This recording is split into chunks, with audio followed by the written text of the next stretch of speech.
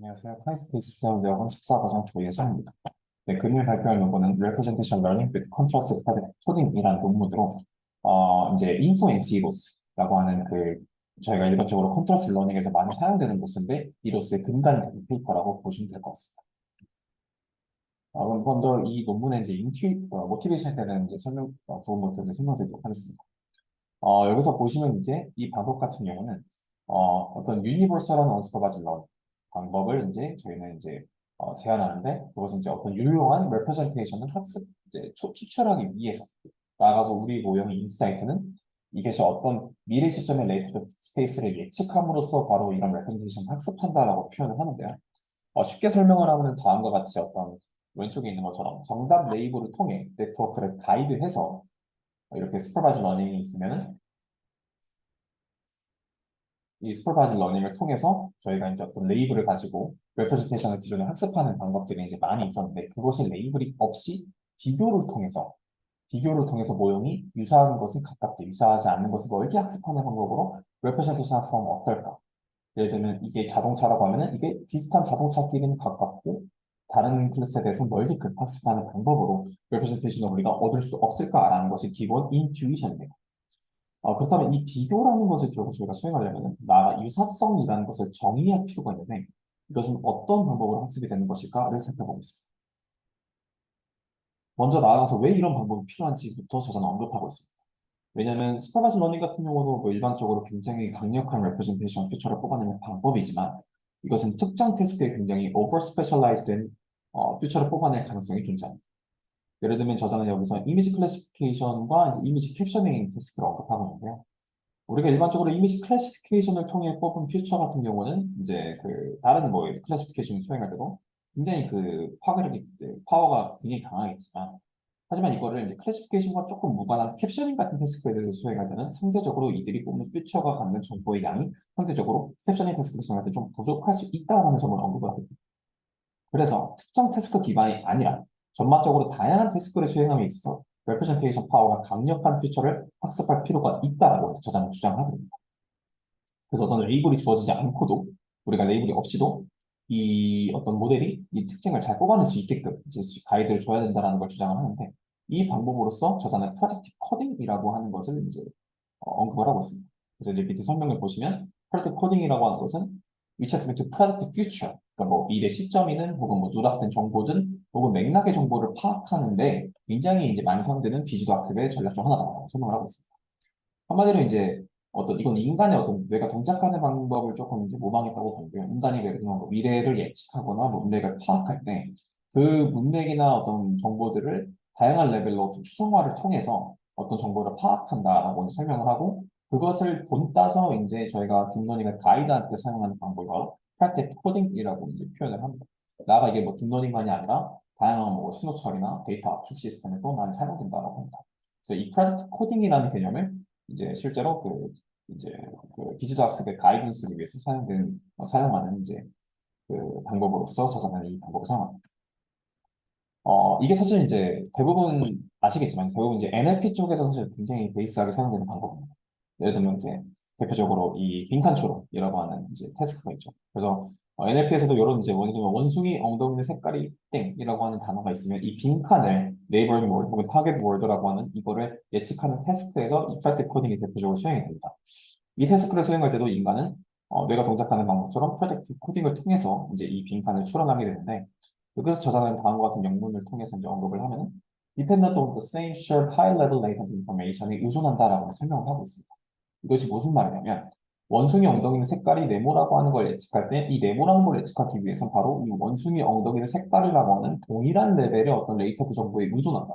한마디로 얘네가 형성하는 레이턴트 정보에 의존해서 이 빈칸을 예측하게 된다라고 하는데 바로 그것이 이런 예측 문제를 우리가 품으로써 우리가 자동적으로 웹시트 러닝에 이제 사용될 수 있는 유용한 퓨처들을 자동적으로 잘 뽑아낼 수 있다. 한마디로 이 네모를 예측하기 위해서 얘네들을 잘 표현할 수 있는 네모를 뽑아낼 수 있다라는 걸 언급하는 것이죠.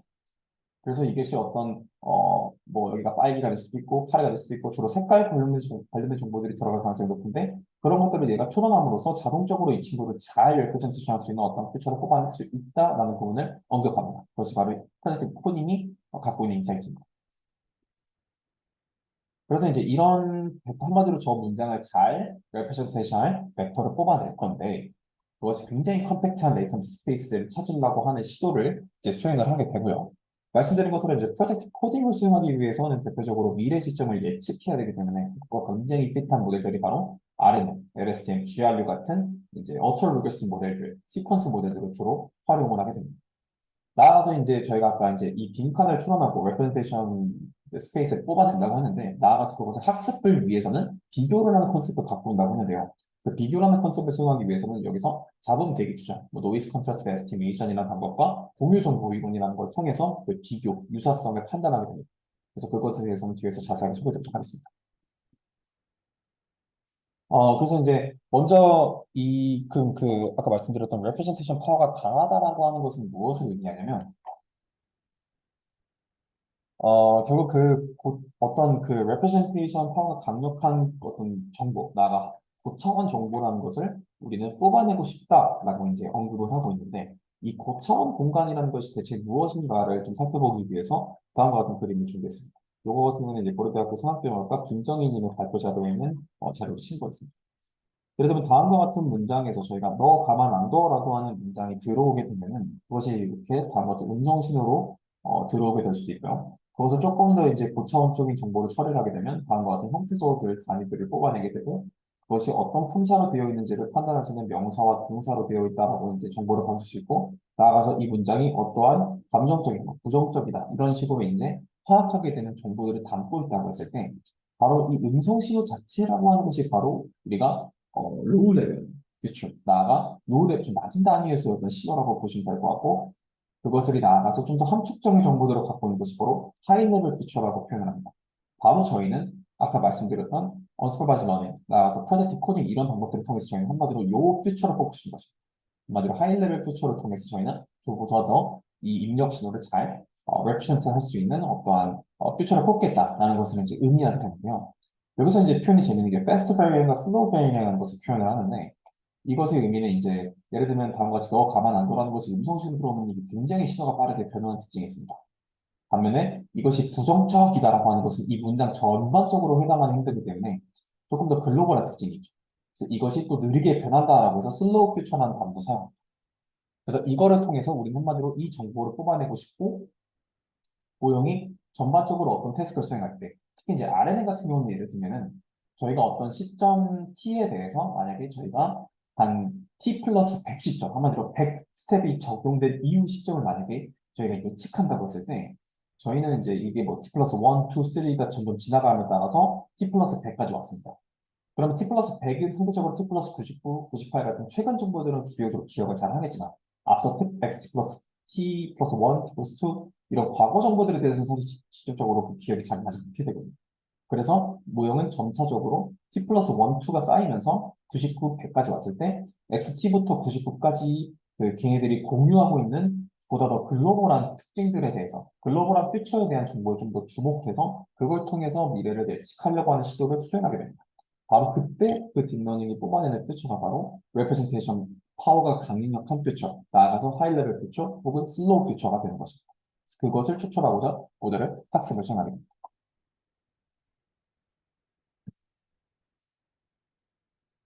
네. 그래서 이제 이런 하이 레벨 인포메이션을 뽑아야 되는데, 하지만 이것이 뭐 영 쉬운 건 아닙니다. 왜냐하면 이제 일반적으로 저희가 지도학습에서는 클래시피케이션 리그레이션을 이제 레이블을 가지고 사용할 때 많이 사용되는 로스가 퍼스피, 퍼센트로피 혹은 뭐 MS 로스 이런 걸 사용해서 학습을 하는데, 이런 것들을 가지고 하는 거에 있어서는 저 하이 레벨 인포메이션을 뽑는 게 상대적으로 좀 정보의 양이 적다. 그 이유가 상대적으로 입력 신호 대비 정답 신호가 갖는 정보의 양이 현저히 적기 때문이다라고 합니다.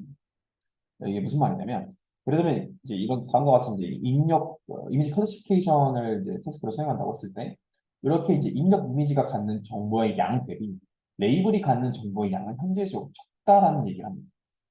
예를 들면 입력 이미지 같은 경우에 예를 들면 1000 x 1000 이미지라고 하면 얘네들이 갖는 픽셀을 갖는 정보의 양이 상대적으로 이 레이블이 갖는 정보의 양, 예를 들면 뭐 이 벤치마크 같은 경우에 1000개의 펠스를 가지니까 그것들이 갖는 정보의 양 대비해서 이 둘의 양이 차이가 나기 때문에 이 둘 간에 공유하고 있는 어떤 정보를, 유용한 정보를 잘 뽑아내는 것이 굉장히 어렵다라고 이야기를 하고 있습니다.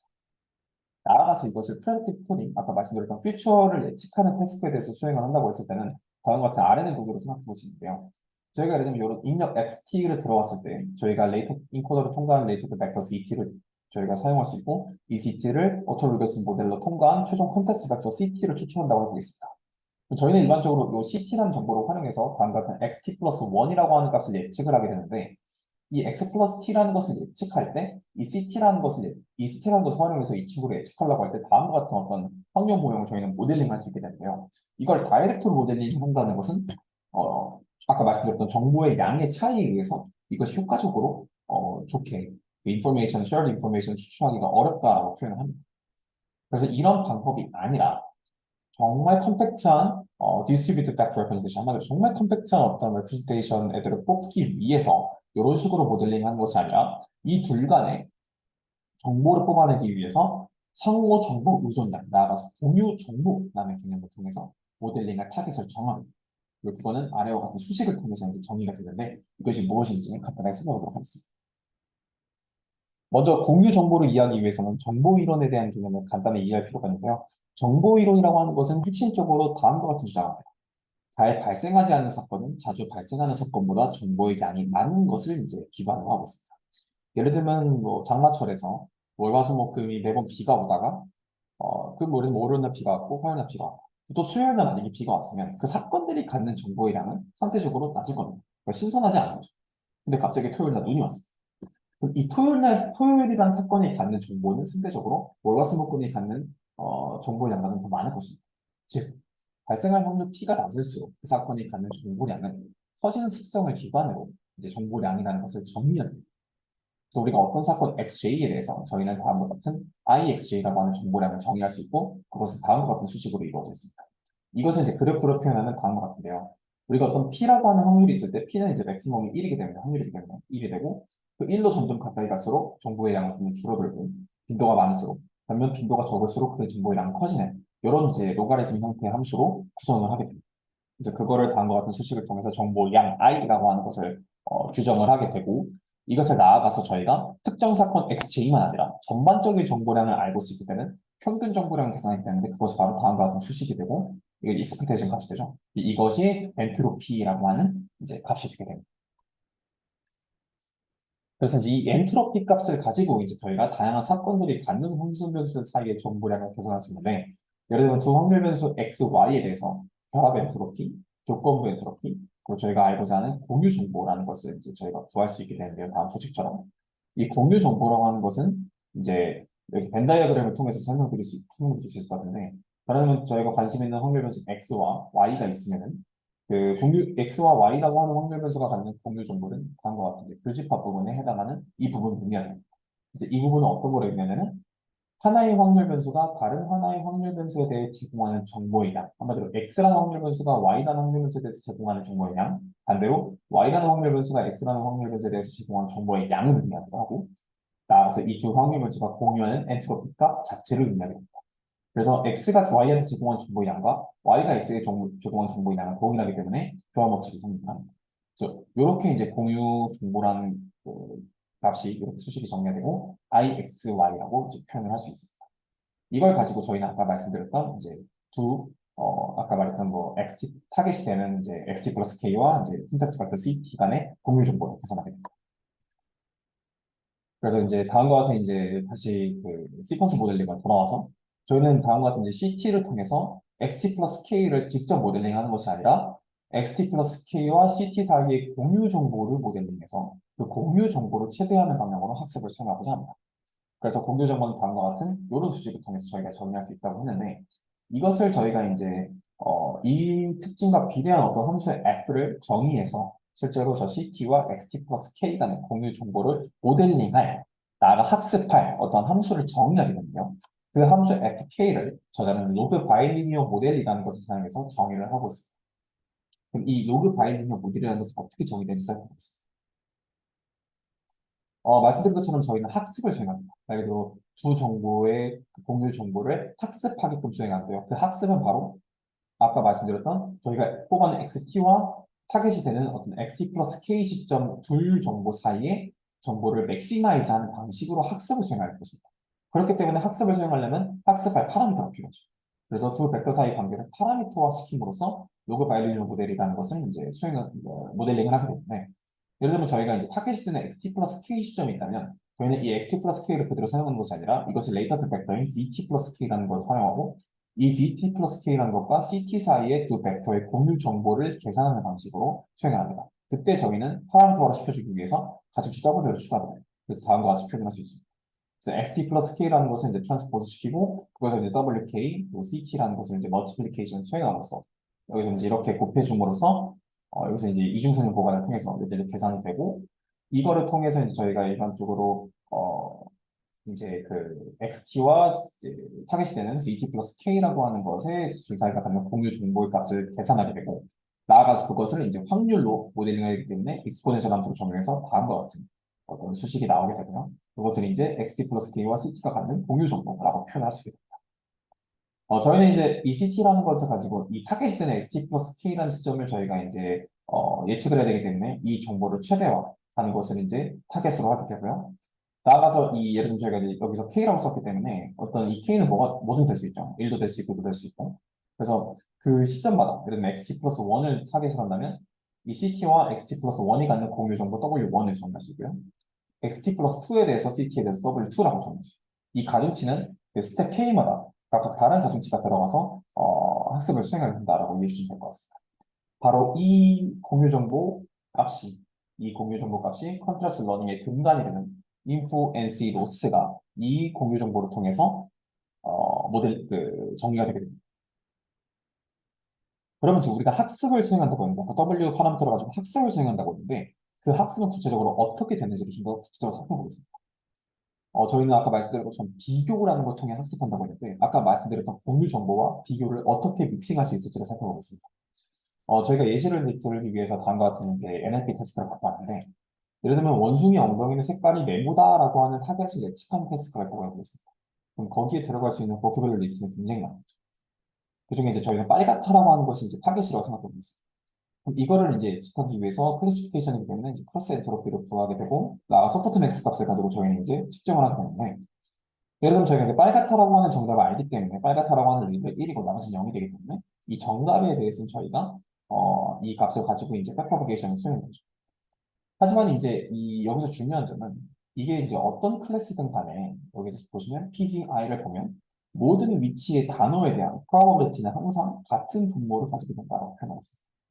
이쪽을 보시면은 예를 들면 빨갛다라고 하는 녀석이 갖는 소프트맥스 값도 다한 것 같고 파랗다라고 하는 것이 갖는 소프트맥스 값도 다한 것 같고 노랗다라고 하는 것이 갖는 소프트맥스 값도 다한 것 같습니다. 이때 이 세 개는 모두 다 이 초록색 부분을 공통적으로 같은 분모를 갖습니다. 근데 이 초록색은 말 그대로 썸메이션, 레귤라이제이션 하기 위한 썸메이션이기 때문에 여기에는 빨갛다라고 하는 클래스만 아니라 여기는 파랗다, 노랗다라는 정보가 다 들어가 있죠. 그래서 이 때문에 굳이 매번 파라미터가 모든 트레이닝 이그샘플에 대해서 넌제로한 그레디언트 텀을 가지게 된다라고 언급을 합니다. 한마디로 나는 빨갛다라는 정답을 알았지만 여기서는 빨갛다를 제외한 다른 모든 클래스에 대한 정보도 다 들어가 있다라는 것입니다. 조금 더 극단적인 예를 설명드리면 여기에 짜장면이라는 단어가 들어갈 확률은 거의 없는데 그 인베딩에도 여기 초록색이 들어가 있기 때문에 최적화하는 데 사용이 되게 되고요. 그것은 학습에도 비효율적이고 메모리를 잡아먹게 되는 것입니다. 그럼 이거를 수행하기 위해서 우리는 샘플링을 수행합니다. 그래서 네거티브 샘플링이라고 표현을 하는데 이 모든 보캐블러리를 고려하는 것이 아니라 이 중에 일부, 즉 넌 타겟 월드가 되는 녀석들을 뽑는 것인데 여기서 타겟 월드는 빨갛다가 되고요. 빨갛다가 아닌 모든 단어를 넌 타겟 월드라고 표현합니다. 넌 타겟 월드라고 되는 녀석을 뽑게 되는 것이 그것이 바로 네거티브 샘플이라고 표현을 합니다. 여기서는 이베딩 스페이스상에서 타겟 월드가 대한 타겟 월드, 빨갛다에 대한 확률 매핑을 추출하래요. 전체 단어를 다 고려하지 않고 일부 추출된 네거티브 샘플들과 타겟 월드인 포지티브 샘플들의 어떤 확률을 고려해서 확률을 이제 확률 매핑을 추출하게 된다라고 표현을 했는데, 나아가서 우리는 이 아까 말했던 빨갛다라고 하는 녀석이 갖는 분포를 P, 그리고 빨갛다를 제외한 네거티브 샘플들, 추출한 네거티브 샘플들이 갖는 분포를 Q라고 하면은 바로 이 Q라는 것을 정리하게 돼서 저희는 결국 한마디로 이 타겟 월드 P라고 하는 것을 저희는 알고 싶고 이것을 좀 더 맥시마이즈 하고 싶기 때문에 이 P라는 것을 저희는 이제 저희가 원하는 타겟 포지티브 샘플이 되고, 분포가 되고 Q가 이제 네거티브 샘플의 분포가 돼서 저희는 이 P라고 하는 것을 저희는 이제 저희가 갖고 있는 포지티브 샘플로 정의를 하는 것입니다. 그래서 이때 이제 이 P라고 Q라고 하는 두 분포를 사용하는데 여기서 저희는 이제 NC 같은 경우는 로지스틱 리그레션 모델을 상정하기 때문에 기본적으로 이제 로그 오즈를 정의하게 되고요. 로그 오즈는 다음과 같이 표현할 수 있죠. 그래서 이제 저희는 이 로그 Q분의 P라고 하는 이 수식을 가지고 상대적으로 저희는 이 P라고 하는 정보를 저희는 관심이 있으니까 이 P라고 하는 정보를 저희는 사수하고 싶고 네거티브 샘플에 대해서 정보를 차치함으로써 P라고 하는 정보를 저희는 맥시마이즈 하고 싶다라고 하는 방법이 적용이 되는데 바로 이것이 컨트라스트 과학이 이루어지는 것입니다. P라고 하는 것은 이제 포지티브, Q라고 하는 건 네거티브이기 때문에 P는 극대화, Q는 이제 최대한 최소화 시켜서 P에 대한 어떤 확률을 맥시마이즈 하고 싶은 목표로 학습을 하는 방식이 바로 NC라는 방법의 핵심 골자가 됩니다. 그리고 바로 이 개념을 저희는 info NC 로스를 정의할 때 사용이 됩니다. 그럼 다시 저희 태스크로 돌아가 보겠습니다. 저희는 앞서 말씀드린 것처럼 CT를 가지고 미래 시점 XT 플러스 K를 예측하려고 하는 프로젝트 코딩의 방법을 사용하고 있는데 이때 저희는 XT 플러스 K라고 하는 것을 저희는 타겟, 나가서 포지티브 샘플이라고 정의를 할 수 있을 것 같습니다. 이때 저희는 XT 플러스 K를 타겟으로 정의할 때고 전체 데이터 N개 중에서 이 XT 플러스 K를 제외한 나머지 N-1개를 전부 다 네거티브 샘플로 저희는 정의할 수 있습니다. 이때 저희는 포지티브 샘플과 네거티브 샘플들이 가지는 분포를 아까 저희가 PQ라고 했는데 이때 저희는 PQ가 아니라 포지티브 샘플과 네거티브 샘플들이 가지는 공유 정보, 아까 말씀드렸던 공유 정보에 대해서 이제 저희는 로스를 정리할 수 있게 됩니다. 그래서 다음과 같이 저희가 이제 아까 말씀드렸던 로그 오지들 측의 수치로 표현하는 로그 Q분의 T가 되는데 이때는 저희가 이 수식을 맥시마이즈 하고 싶지만 여기에 마이너스가 붙였기 때문에 저희는 이 수식을 미니마이즈 하고 싶은 로스가 되는 것이고요. 이 P라고 Q라고 하는 것은 분포 PQ를 사용하는 것이 아니라 이 P라고 하는 것은 공유 정보. 저희가 타겟 CT에 대해서 DT 플러스 K에 대해서 저희가 맥시마이즈 하고 싶은 CT에 대해서 맥시마이즈 하고 싶은 이두 가지 공유 정보를 맥시마이즈 하고 싶은데 이것만 사용하는 것이 아니라 상대적으로 이 T 플러스 K 시점을 제외한 나머지 모든 시점에 대해서는 저희가 미니마이즈 하고 싶어 하는 것. 한마디로 그 네거티브 샘플들에 대한 것은 이제 좀 더 저희가 거리를 두는 이런 비교 방식을 통해서 학습을 표현하게 됩니다. 그래서 조금 더 수식을 뜯어보면 그와 같이 이제 파란색 면이 저희가 포지티브 샘플이 되고 이 빨간색 면이 네거티브 샘플. 그래서 저희는 이 파란색 부분, 이 분자 부분을 저희는 이제 맥시마이즈 하고 싶고 이 분모가 되는 부분을 미니마이즈 하고 싶은데 이 전체 수식은 이제 마이너스 붙었기 때문에 이 전체 수식을 미니마이즈 함으로써 로스가 업데이트되게 됩니다. 그럼 뭐이 모형이 학습하면 학습할수록 점점 이 CT와 ZT 플러스 타겟이 된 ZT 플러스 K에 대해서는 점점 더 가까워지고 그 K 시점을 제외한 다른 시점에 대해서는 보다 거리가 멀어짐으로써 이 결국 핵심적으로 이 비교를 통해서 보다 더 어떤 입력 X가 들어왔을 때 그것을 조금 더 잘 대변할 수 있는 레이턴트 벡터 C와 컨텍스트 벡터 C를 더 잘 추출할 수 있게 되는 것입니다. 그래서 아까 말씀드렸던 첫 번째 예시에 보여드렸던 자동차가 들어왔을 때 비슷한 자동차들끼리는 잘 거리를 좁히지만 다른 클래스 비행기나 이런 곳이 들어왔을 때는 더 거리를 멀게끔 별도의 레이더 역시도 이런 학습을 잘 수행할 수 있는 방식으로 이제 수행이 되는 것이 바로 컨트라스트 러닝의 방법이고 그 핵심 골자가 되는 것이 바로 인포 NC 로스가 되겠습니다. 이상 발표 마치겠습니다.